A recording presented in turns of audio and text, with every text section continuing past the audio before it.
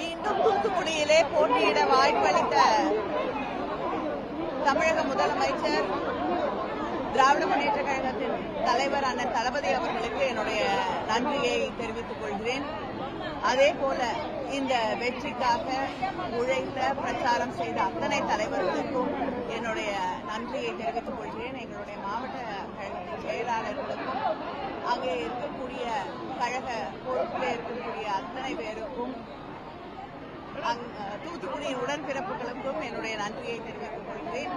அதே போல எல்லாவற்றையும் விட முக்கியமாக மீண்டும் என் மீது இந்த அளவிற்கு நம்பிக்கை வைத்து எனக்கு வாய்ப்பளித்து மீண்டும் வெற்றி பெறக்கூடிய வாய்ப்பை உருவாக்கி தந்திருக்கக்கூடிய தூத்துக்குடியுடைய மக்களுக்கு என்னுடைய மனமார்ந்த நன்றியை தெரிவித்துக் கொள்கிறேன்.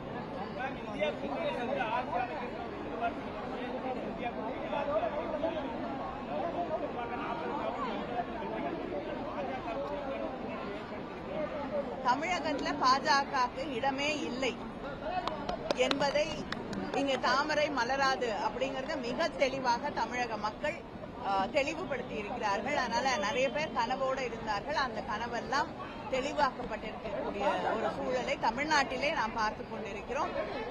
நிச்சயமா ஒவ்வொரு இந்தியனும் இங்கே எதிர்பார்ப்பது போல ஆட்சி மாற்றம் வர வேண்டும் என்பதுதான் என்னுடைய எண்ணமும். ஆனால் இன்று மாலை இந்திய கூட்டணி தலைவர்களுடைய கூட்டம் இருக்கிறது. அங்கேதான் எல்லா முடிவுகளும் எடுக்கப்படும்.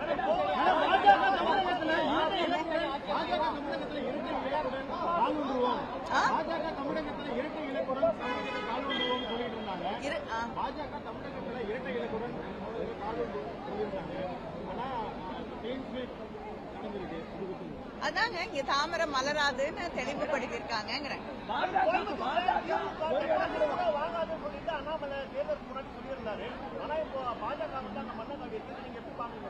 இல்ல அவர் அடிக்கடி என்ன பார்த்து ஒரு கேள்வி கேட்பாரு, கனிமொழிக்கு என்ன தகுதி இருக்குன்னு. இரண்டாவது முறையாக மக்களால் தேர்ந்தெடுக்கப்பட்ட ஒரு பிரதிநிதியாக அவருக்கு பதில் சொல்றேன். அதை கூட அந்த தகுதியை கூட இல்லாத ஒருவர் பிஜேபியோட தலைவராக இங்கே நீடிப்பது அந்த கட்சிக்கு நிச்சயமாக நல்லதில்லை.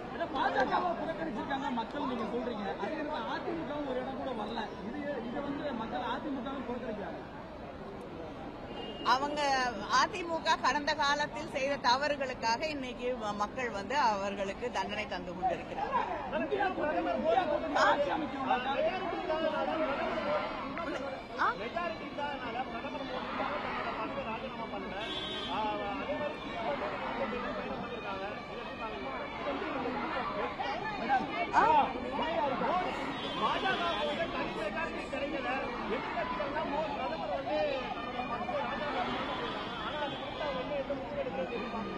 இல்லைங்க, பிரதமருக்கே முதல் 4-5 சுற்றுக்கள் பின்னடைவு இருக்கக்கூடிய ஒரு சூழல்ல இந்த தோல்விக்கு தார்மீக பொறுப்பேற்று அவர் பதவி விலக வேண்டும் என்று